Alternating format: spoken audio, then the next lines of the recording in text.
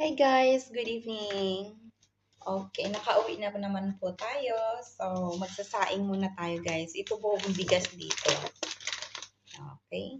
1 kilo po ito guys. So, magsasaing muna tayo para may panghapunan tayo. Okay.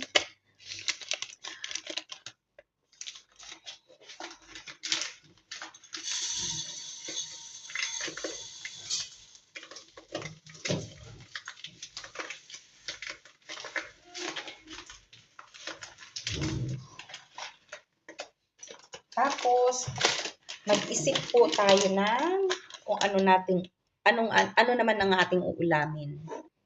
Sa ngayon, magsasaing muna tayo.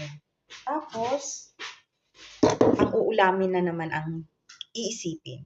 Okay? Baka merong ulam kayo dyan. Ipalipad nyo muna. Joke. Yan, ganitong bigas po dito guys. 1 kilo na po sa loob ng ganitong plastic. Okay? Thank you for watching. Bye-bye.